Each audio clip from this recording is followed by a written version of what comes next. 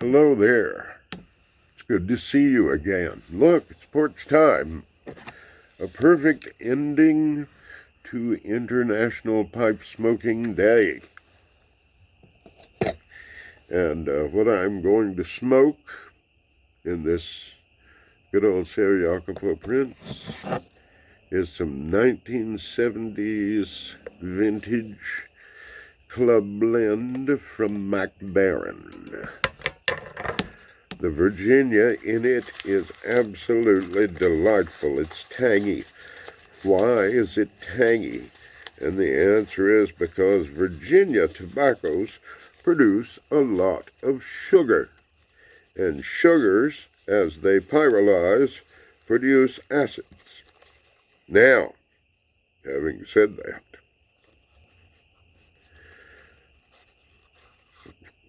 when sugars burn, when those molecules are breaking, they release quite a bit of energy. Are you experiencing tongue bite? It could be the fault of sugars. It could either be acids biting your tongue, or it could be the heat of the blend biting your tongue. Or it might be the lack of sugar biting your tongue, because tobacco on its own is very alkaline. Now, Virginias produce a lot of sugars on their own.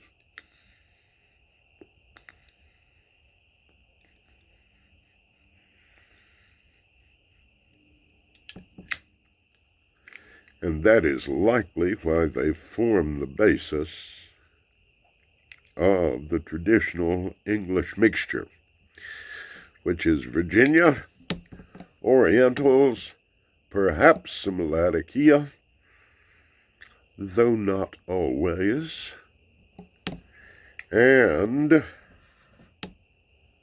no flavorings. That is an English tobacco. The presence of Latakia alone does not make an English blend.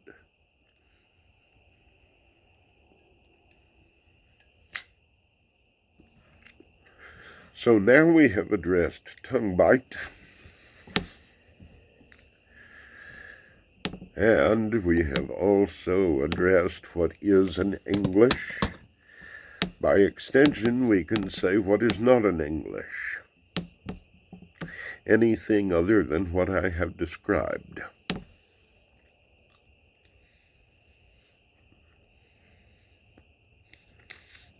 Other tobaccos do come from England. Lakeland tobaccos, of course, which are very familiar to all of you. Many of you like them, some of us don't.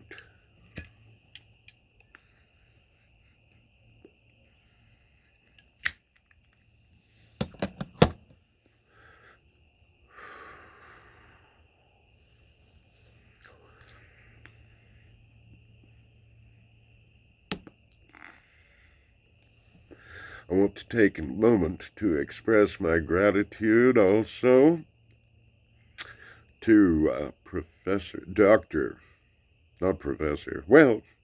at one time, I'm sure, Dr. Alan Harrell of the Pipe Cottage for his kind words, not only about our store, not only about the tobacco that he got from us, which he's really enjoying. I'm very glad for that.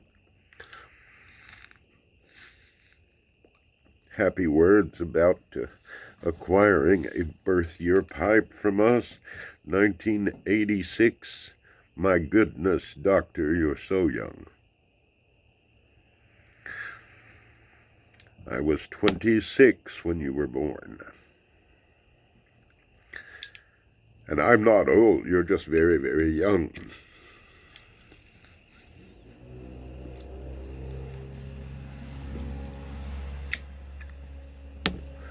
Oh, I might be at the threshold of elderhood.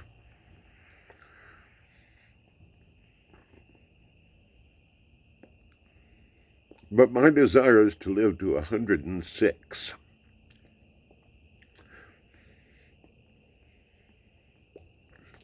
My great-grandaunt lived to 103.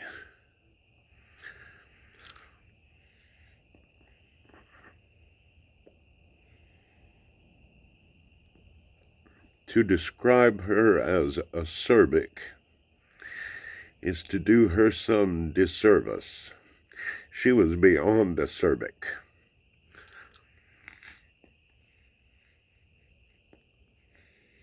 She was caustic. I remember when she turned 100,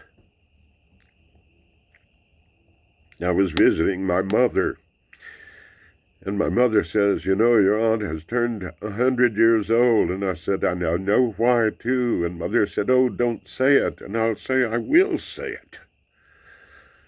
She is too mean to die." She said, "She's mellowed some." And she reached into her purse, pardon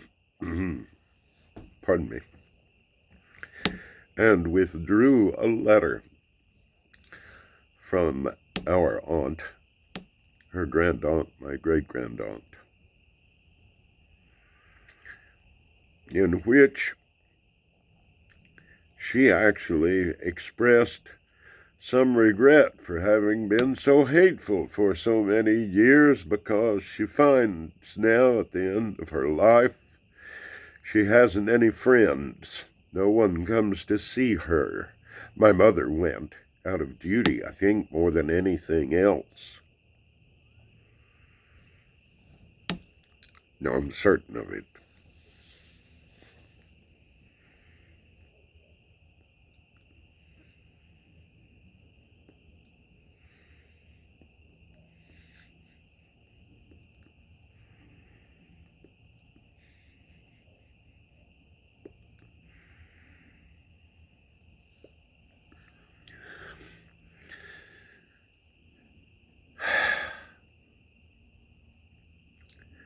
She was 100. The Lord let her go another 3 years after that. Was it to see whether or not she had really repented? Or was it to reward her for having repented? I'd like to think it was the latter and not the former.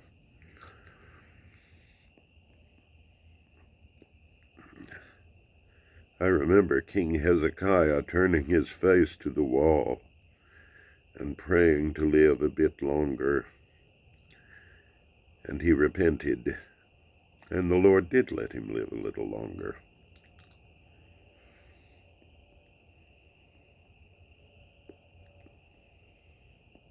Perhaps it was the same for her.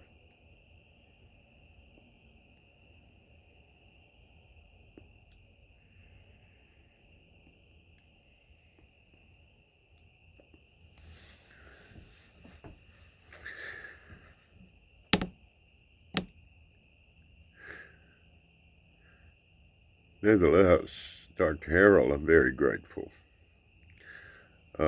because of your kind words and your encouragement of those who rely on your judgment. Many have come to watch my videos, and my number of subscribers has shot way up, and that's a testimony to you, is what that is. I don't know if it's anything much about me, except somewhere along the line I think I've said a thing or two that's pleased you. Well, I'm glad for that.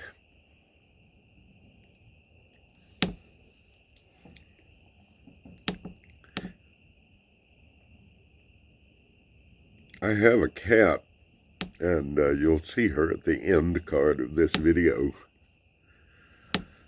Her name is Spiky, and she is 20 years old and has lived most of her life outdoors, but she's living indoors now. It took a cold snap, and she turned up on the porch looking old. She's become skinny.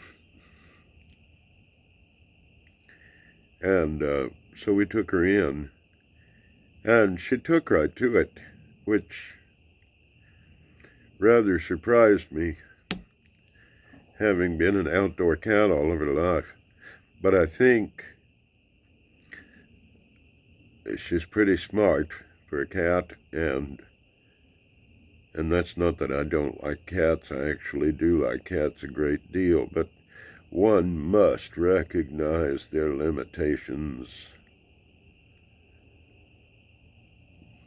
They're not that smart. But I think she was smart enough to see what was coming. More suffering had she stayed outdoors. And I think that she's grateful for being indoors. She's always been affectionate, but more so now. I can scarcely sit down without Spiky coming to sit in my lap and cradle her chin against the crook of my arm, and to sing her purring song of contentment.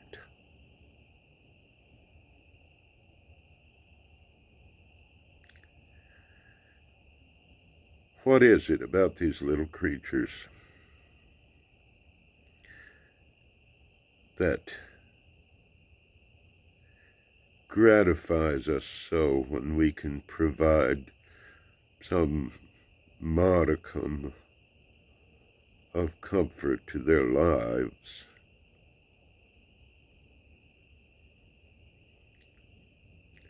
They still bear the mark of the wild in them. Oh, it's in all of their claws, and it's in their pointy teeth, and it's in that wild look they get in their eyes before they go racing across the floor, chasing things that we're pretty sure don't exist.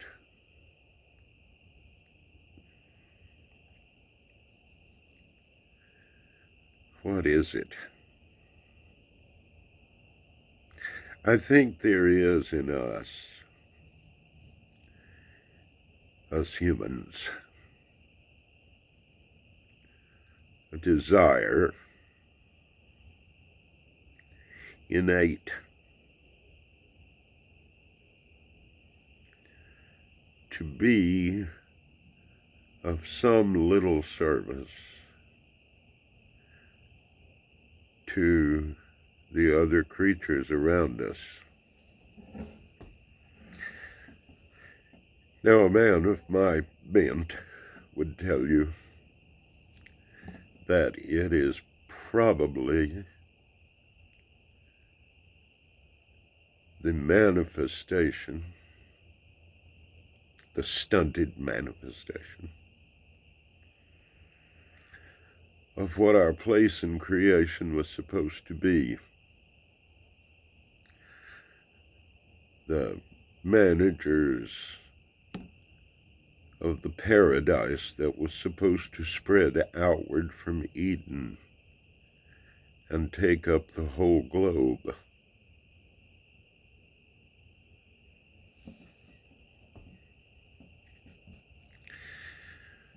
But that we failed. We were young. We were young. We were ignorant. We made our choice little reckoning. And so we are forgivable. We are forgivable. But the one who deceived us knew from the beginning, from the very beginning, that he would not win.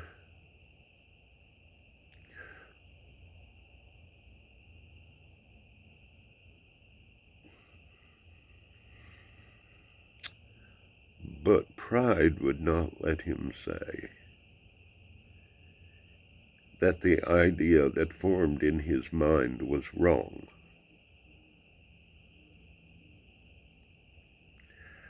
Pride would not let him be anything other than jealous of us.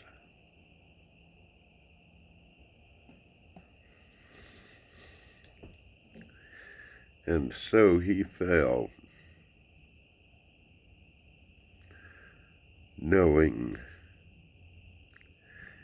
that he could not strike out against his enemy in any real way except one, and that was our ruin.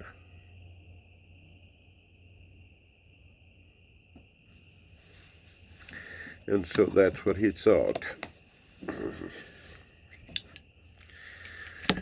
Using the power he had at his disposal,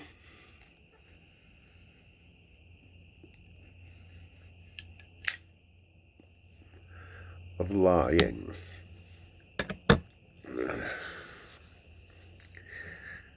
And it's been the same ever since.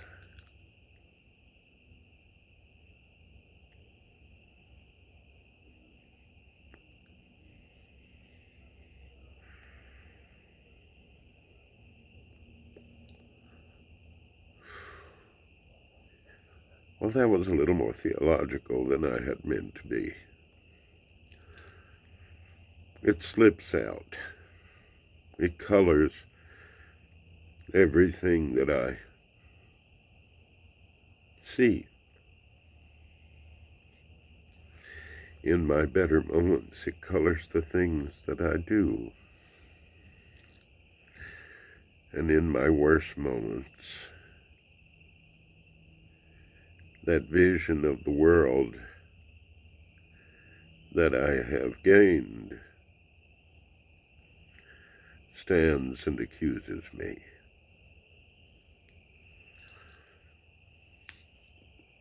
It shames me. And I can't say that I don't have it coming.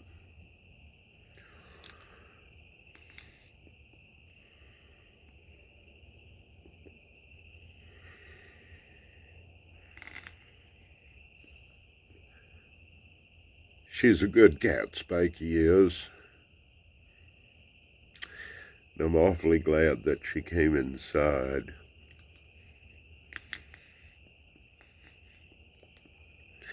And she's doing better. For now. But she's 20 years old. And you and I know how it goes, don't we?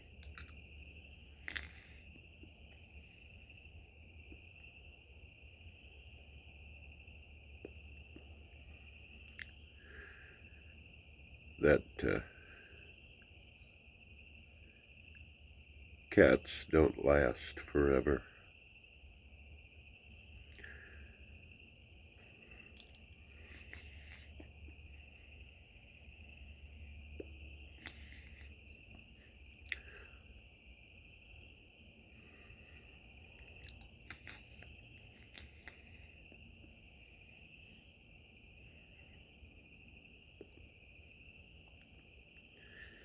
And we don't either.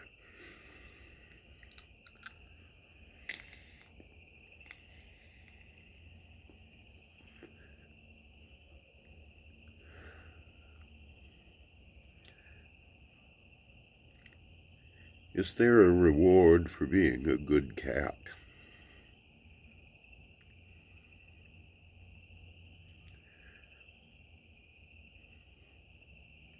I certainly hope so.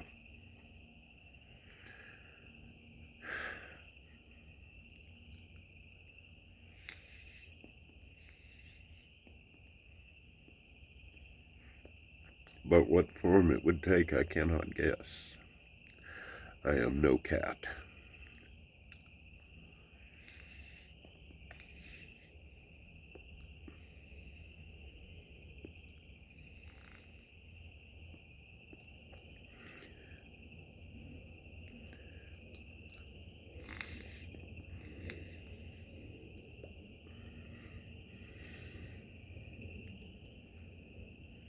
Well, I think that's probably enough of that. I've wasted a little better than 20 minutes of your life.